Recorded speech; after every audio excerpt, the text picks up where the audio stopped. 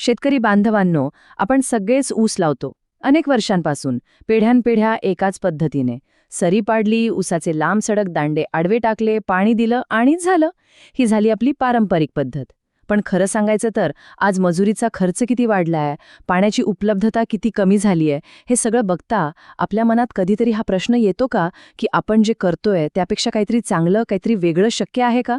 आपण जी अफाट मेहनत घेतोय त्याचा खरंच आपल्याला पूर्ण फळ मिळतंय का, की आपली क्षमता, आपलं पोटेन्शियल कुठेतरी वाया जातंय? जरा नीट विचार करा. आपल्या नेहमीच्या लागवड पद्धतीत आपल्याला एका एकरासाठी तब्बल 3 ते 4 टन बेणं लागतं. केवढं मोठं प्रमाण आहे हे? आणि त्यातलं दुर्दैव असं की यातला बरचसं बेणं तो उगवत सुद्धा नाही. ते जमिनीतच पडून राहतं, सडून जातं. याचा सरळ सरळ अर्थ काय होतो? आपण आपला पैसा, आपली मेहनत आणि आपला मौल्यवान वेळ अक्षरशः जमिनीत पुरत आहोत. पण आज आपण याच समस्येवर एक असा जबरदस्त उपाय बघणार आहोत, जो तुमचा खर्च तर वाचवेलच, पण उत्पादन वाढवेल आणि ऊस शेतीकडे बघण्याचा तुमचा दृष्टिकोन कायमचा बदलून टाकेल. चला तर मग आजच्या या सविस्तर माहितीमध्ये आपण काय काय पाहणार आहोत त्यावर एक नजर टाकूया. सगळ्यात आधी ऊस शेतीतील ही नवीन क्रांती काय आहे हे जाणून घेऊ. त्यानंतर डोळे उभे का लावायचे यामागचं विज्ञान समजून घेऊ. मग शेत आणि बियाणं कसं तयार करायचं, लागवडीची अचूक पद्धत कोणती आहे, वाढीच्या काळात पिकाचं व्यवस्थापन कसं करायचं आणि सगळ्यात महत्त्वाचं खतांचं संपूर्ण नियोजन कसं करायचं, हे सगळं आपण टप्प्याटप्प्याने पाहणार आहोत. तर ही क्रांती आहे तरी काय? या क्रांतीचं नाव आहे व्हर्टिकल सिंगल बर्ड मेथड. आपल्या सोप्या भाषेत सांगायचं तर उभी एक डोळा लागवड पद्धत. ही फक्त एक पद्धत नाही, तर हा एक विचार आहे. असा विचार जो ऊसाला केवळ एक गवत न मानता एका मौल्यवान फळबागेप्रमाणे, एका जपलेल्या पिकाप्रमाणे वागवतो. या पद्धतीत आपण ऊसाच्या कांड्यांच्या कांड्या न लावता फक्त एक एक डोळा काळजीपूर्वक काढून तो जमिनीत आडवा न टाकता उभा लावतो. आता हा फरक बघा, तो तुमच्या डोळ्यासमोर आहे आणि तो खरंच खूप मोठा आहे. पारंपरिक पद्धतीत आपण एकरी अंदाजे 30,000 डोळे जमिनीत टाकतो, ज्यासाठी आपल्याला 3 ते 4 टन बेणं लागतं. पण या नवीन उभ्या पद्धतीत आपल्याला फक्त 5 ते 7,000, पण तेही एकदम निवडक, उच्च प्रतीचे डोळे लागतात. याचा सरळ अर्थ काय? तुमच्या बेण्याच्या खर्चात थेट 80% बचत. आणि ही बचत शेती सुरू करण्याच्या आधीच होते.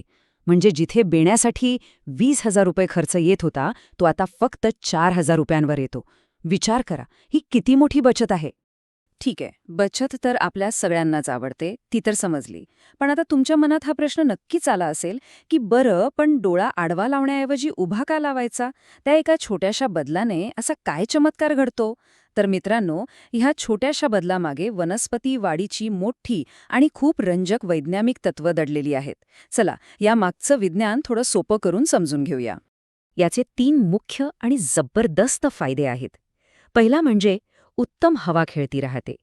जेव्हा आपण डोळा उभा लावतो तेव्हा तो जमिनीच्या वरच्या थरात राहतो, जिथे त्याला रुजण्यासाठी आवश्यक असलेला ऑक्सिजन थेट आणि भरपूर मिळतो.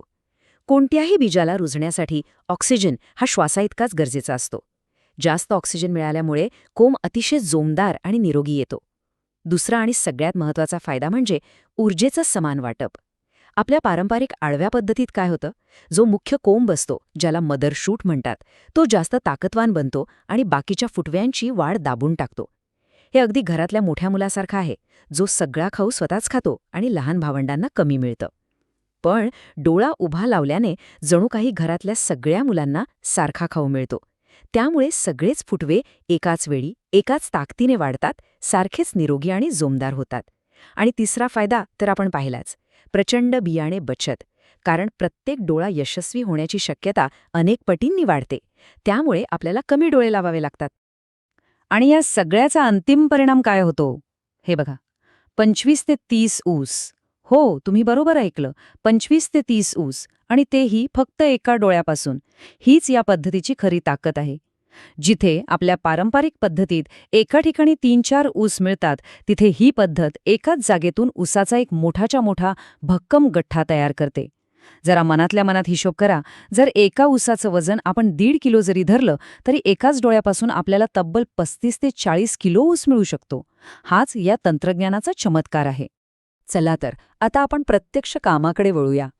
कोणत्याही यशस्वी पिकाचा पाया हा जमीन आणि बियाण्याच्या योग्य तयारीत असतो. आणि या पद्धतीत तर या गोष्टींना अनन्यसाधारण महत्त्व आहे, कारण इथे आपण प्रत्येक डोळ्याकडून एका मोठ्या कामगिरीची अपेक्षा करत आहोत. त्यामुळे आपण एक एक करून सर्व पायऱ्या व्यवस्थित समजून घेऊ. महाराष्ट्रात लागवडीची योग्य वेळ साधणं खूप महत्वाचं आहे. तुम्ही अडसाळी लागवड जुलैमध्ये करणार असाल किंवा सुरू लागवड जानेवारीमध्ये, जमिनीची तयारी मात्र वेळेआधीच सुरू करा. पहिली आणि सर्वात महत्वाची गोष्ट खोल नांगरणी. यासाठी शक्यतो सबसॉयलर किंवा रिपरचाच वापर करा, कारण उसाची मुळं खोलवर जातात. आणि या पद्धतीत तर प्रत्येक गठ्ठ्याच्या मुळांना पसरायला भरपूर जागा हवी. त्यामुळे जमीन भुसभुशीत आणि ठिसूळ बनवा. त्यानंतर एकरी 10 ते 12 गाड्या चांगलं कुजलेलं शेणखत किंवा प्रेसमट टाका. हे केवळ खत नाही, तर जमिनीचा पोत सुधारणारं अमृत आहे. आणि आता सर्वात महत्वाची गोष्ट, जी चुकवून अजिबात चालणार नाही, 2 सऱ्यांमधील अंतर. हे अंतर कमीत कमी 4 ते 5 फूट ठेवायचंच आहे. अनेक शेतकरी इथेच चूक करतात. त्यांना वाटतं की जागा वाया जातीये. पण लक्षात घ्या, प्रत्येक डोळ्याचा 25 ते 30 उसांचा एक मोठा गठ्ठा तयार होणार आहे. त्याला पसरायला, वाढायला जागा हवी. जर अंतर कमी ठेवलं तर ते एकमेकात वाढतील, सूर्यप्रकाशासाठी आणि हवेसाठी स्पर्धा करतील, ऊस बारीक राहील आणि वाऱ्याने सहज पडून जाईल. त्यामुळे 4 ते 5 फुटांचं अंतर हे अनिवार्य आहे. यात कोणतीही तडजोड करायची नाही. आता आपण बोलूया बेण्याबद्दल, म्हणजे बियाण्याबद्दल. तुम्ही कोणतंही ऊस बेणं म्हणून वापरू शकत नाही. 7 ते 9 महिने वयाचं रसरशीत आणि निरोगी बेणं निवडा, ज्याला आपण मदर प्लॉट म्हणतो. जास्त जुन्या ऊसात सुक्रोजचं प्रमाण वाढतं आणि ग्लुकोज कमी होतं, ज्यामुळे कोंब लवकर फुटत नाही. डोळे काढण्यासाठी बड चिपर नावाचे खास अवजार मिळतं. शक्यतो त्याचाच वापर करा, कारण कोयत्याने किंवा विळ्याने डोळ्याला इजा होऊ शकते. डोळ्याच्या वर आणि खाली 1 इंच जागा ठेवून व्यवस्थित काप घ्या. आणि ही आहे सर्वात महत्त्वाची पायरी, संजीवनी बीज प्रक्रिया. लागवडीपूर्वी काढलेले डोळे एका द्रावणात 10 ते 15 मिनिटं बुडवून ठेवा. हे द्रावण बनवण्यासाठी 100 लिटर पाण्यात 100 ग्रॅम कार्बेंडाझिम, जे एक बुरशीनाशक आहे, आणि 200 मिली मॅलॅथिऑन, जे एक कीटकनाशक आहे, हे मिसळा. ही प्रक्रिया म्हणजे तुमच्या लहान रोपासाठी एक प्रकारे लसीकरण आहे. हे त्याला जमिनीतील बुरशीजन्य रोग जसं की लाल कूज आणि वाळवीसारख्या किडींपासून सुरुवातीच्या काळातच वाचवते. बरं, जमीन तयार झाली, बेण्यावर संजीवनी प्रक्रिया झाली. आता वेळ आहे लागवडीची.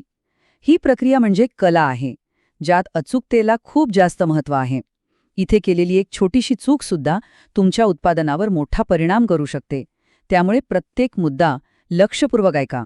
लागवड करताना 4 गोष्टी कायम लक्षात ठेवा. पहिली, खोली. डोळा जास्त खोल गाडू नका. तो जमिनीच्या पृष्ठभागापासून फक्त 1 ते 2 इंच खाली असावा. त्यामुळे कोमाला वर यायला कमी ऊर्जा लागते आणि तो लवकर उगवतो. दुसरी, दिशा. डोळा सरळ उभा लावा आणि त्याचा डोळा वरच्या दिशेला किंवा 60 अंशाच्या कोनात असावा. कापलेला भाग ओलसर मातीच्या संपर्कात राहील याची काळजी करा. तिसरी, लागवडीची पद्धत. महाराष्ट्राच्या काळ्या, भारी जमिनीत ओली लागवड जास्त फायदेशीर ठरते. म्हणजेच आधी सऱ्यांमधून पाणी सोडा आणि जमीन वापसा कंडिशनवर असताना, म्हणजे मातीत हवा आणि पाणी यांचं योग्य प्रमाण असताना, डोळे अलगद हाताने दाबा. आणि चौथी गोष्ट, बेसल डोस. DAP आणि पोटॅशचे एक छोटा हप्ता डोळ्याजवळ टाका, पण तो डोळ्याला थेट चिकटणार नाही याची काळजी घ्या, नाहीतर त्या खतांमुळे नाजूक मुळांना इजा होऊ शकते. आता लागवड यशस्वीरित्या झाली. पहिले 90 दिवस हे रोपाच्या आयुष्यातील सर्वात महत्त्वाचे दिवस आहेत. या काळात योग्य व्यवस्थापन केल्यास तुम्हाला अपेक्षित परिणाम नक्की मिळतील. याच काळात तुम्हाला आंतरपिकाचा बोनस मिळवण्याची संधी आहे आणि रोपाला भविष्यासाठी मजबूत आधार देण्याची तयारी करायची आहे. तुम्हाला आठवतंय? आपण 2 सऱ्यांमध्ये 5 फुटांचं अंतर ठेवलंय. ही जागा वाया का घालवायची? या रिकाम्या जागेत तुम्ही आंतरपीक घेऊन अतिरिक्त उत्पन्न मिळवू शकता. महाराष्ट्रात तुम्ही उसाच्या पट्ट्यांमध्ये कांदा, लसूण, राजमा किंवा भुईमूग यांसारखी कमी उंचीची आणि लवकर येणारी पिकं सहज घेऊ शकता. आणि गंमत म्हणजे अनेक शेतकऱ्यांचा अनुभव आहे की या आंतरपिकातून मिळणारं उत्पन्न उसाच्या लागवडीचा संपूर्ण खर्च काढून देतं. याचा अर्थ काय? म्हणजे तुमचं मुख्य पीक ऊस हे जवळजवळ 0 खर्चात उभं राहतं. हा ह्या पद्धतीचा एक खूप मोठा आर्थिक फायदा आहे. आता एक अत्यंत महत्त्वाची प्रक्रिया, मातीची भर किंवा आपल्या सोप्या भाषेत बाळबांधणी आणि मोठी बांधणी. लागवडीनंतर 45 दिवसांनी पहिली बाळबांधणी करा. म्हणजे रोपाच्या बुंध्याला हलकी माती लावा आणि 90 दिवसांनी मोठी बांधणी करा. यात फावड्याने सरीतील माती उकरून ऊसाच्या बुंध्याला लावा. यामुळे काय होतं? एकतर ऊसाच्या गठ्ठ्याला एक मजबूत आधार मिळतो, ज्यामुळे तो वाऱ्याने पडत नाही.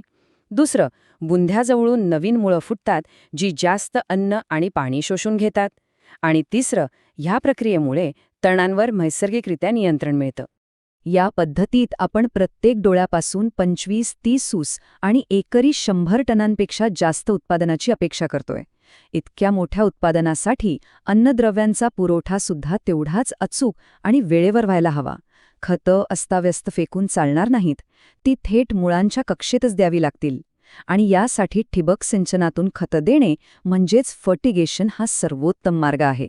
चला, आपण वाढीच्या प्रत्येक टप्प्यानुसार खतांचं वेळापत्रक पाहूया. पहिला टप्पा आहे लागवडीच्या वेळेचा बेसल डोस. याचा मुख्य उद्देश आहे मुळांची चांगली आणि खोलवर वाढ करणे. यासाठी एकरी 100 किलो DAP, 50 किलो MOP आणि 10 किलो सल्फर द्या. दुसरा टप्पा आहे स्थापनेचा, म्हणजे लागवडीनंतर 15 ते 45 दिवसांचा. यात पानांची वाढ आणि सुरुवातीचे फुटवे यावर लक्ष केंद्रित करायचं आहे. यासाठी ठिबकद्वारे 25 किलो युरिया, दर आठवड्याला 5 किलो 19-19-19 आणि एकदा 1 लिटर ह्युमिक ॲसिड सोडा. ह्युमिक ॲसिडमुळे पांढऱ्या मुळांची वाढ चांगली होऊन अन्नद्रव्य उचलण्याची क्षमता वाढते. आता पाहूया तिसरा टप्पा, 45 ते 100 दिवसांचा. हा या पद्धतीमधील सगळ्यात महत्त्वाचा टप्पा आहे. ह्याला ग्रँड टिलरिंगचा टप्पा म्हणतात, कारण याच काळात एका डोळ्यापासून आपल्याला 25 पेक्षा जास्त फुटवे काढायचे आहेत. या काळात फुटव्यांना जोर हवा, म्हणून आपण फॉस्फरस जास्त असलेलं 12-61-0 हे खत दर आठवड्याला 5 किलो देणार आहोत. सोबतच 50 किलो युरिया आणि एकदा 10 किलो मॅग्नेशियम सल्फेट द्या. मॅग्नेशियममुळे पानं हिरवीगार राहतात आणि प्रकाश संश्लेषण क्रिया वेगाने होते, ज्यामुळे फुटव्यांसाठी जास्त अन्न तयार होतं. चौथा टप्पा आहे वाढीचा, 100 ते 180 दिवसांचा. आता फुटवे तर आले, आता त्यांची उंची आणि जाडी वाढवण्यावर भर द्यायचा. यासाठी दर आठवड्याला 5 किलो 13-0-45 द्या. यात पोटॅश जास्त असतं, जे ऊसाला ताकद देतं आणि रोगप्रतिकारक शक्ती वाढवतं. सोबत 50 किलो युरियाचा शेवटचा हप्ता द्या. आणि पाचवा शेवटचा टप्पा म्हणजे पक्वतेचा, जो 180 दिवसांपासून ते तोडणीपर्यंत चालतो. यात ऊसातील साखरेचं प्रमाण म्हणजे रिकव्हरी आणि वजन वाढवणे हे मुख्य उद्दिष्ट असतं. यासाठी दर 10 दिवसांनी 5 किलो 0-0-50 द्या. पोटॅश साखरेला पानांपासून कांड्यांमध्ये पोचवण्याचं काम करतं. आणि एकदा 10 किलो कॅल्शियम नायट्रेट द्या, ज्यामुळे ऊसाच्या पेशीभित्तिका मजबूत होतात आणि ऊस टणक बनतो. आता खास महाराष्ट्रातील शेतकऱ्यांसाठी काही महत्त्वाच्या टिप्स, जे नियम आहेत असं समजा. पहिली, पाण्याचं नियोजन. या पद्धतीत पहिल्या 20 दिवसात जास्त पाणी देऊ नका. जमीन फक्त ओलसर म्हणजे वापसा स्थितीत ठेवा. चिखल करू नका, नाहीतर आपण लावलेला तो एकुलता एक डोळा सडून जाईल. दुसरी, आच्छादन. 5 महिन्यानंतर ऊसाची खालची वाळलेली पानं म्हणजे पाचड सरीतच पसरवून ठेवा. यामुळे जमिनीतील ओलावा टिकून राहतो, तण कमी होतं आणि जमिनीला सेंद्रिय कर्ब मिळतो. आणि तिसरी, सर्वात महत्त्वाची टिप, मातीची भर देणं कधीही चुकवू नका. 4 महिन्यांनी मोठी बांधणी करणं अनिवार्य आहे. नाहीतर इतकी मेहनत घेऊन वाढवलेला तो 25-30 ऊसांचा गठ्ठा स्वतःच्याच वजनाने जमिनीवर लोळण घेईल आणि सगळी मेहनत वाया जाईल. मित्रांनो, ही फक्त एक नवीन पद्धत नाही, हा एक व्यावसायिक दृष्टिकोन आहे. तुम्ही बियाण्याच्या संख्येकडून वाढीच्या गुणवत्तेकडे जात आहात. या पद्धतीत तुम्हाला जास्त जाडीचे, सारख्या उंचीचे ऊस मिळतील, साखरेचा उतारा जास्त मिळेल आणि तोडणीसुद्धा सोपी होईल. हो, हे मला मान्य आहे की सुरुवातीला यात जास्त काळजी घ्यावी लागते, अंतर आणि खतांच्या बाबतीत अचूकता पाळावी लागते. पण मी तुम्हाला असं अजिबात म्हणत नाहीये की पूर्ण शेतात एकदम बदल करा. तुम्ही लहान सुरुवात करा. या हंगामात फक्त अर्ध्या एकरावर हा प्रयोग करून बघा. तुमच्या पारंपरिक प्लॉटशी त्याची तुलना करा. निकाल स्वतःच तुमच्याशी बोलेल, तुम्हाला कुणाला विचारायची गरज पडणार नाही. आणि ज्या दिवशी तुम्ही तुमच्या डोळ्यांनी पाहाल की तुम्ही लावलेला एक छोटासा डोळा 30 किलोचा ऊस तयार करतोय, तेव्हा तुम्हाला नक्कीच पटेल की जुन्या पद्धती खरंच आपल्याला मागे खेचत होत्या. जर या माहितीने तुमचे विचार बदलले असतील आणि तुम्हाला काहीतरी नवीन शिकायला मिळालं असेल, तर नक्की लाईक करा, चॅनलला सबस्क्राईब करा आणि ही महत्त्वाची माहिती आपल्या इतर शेतकरी बांधवांपर्यंत पोहोचवण्यासाठी जास्तीत जास्त शेअर करा. धन्यवाद.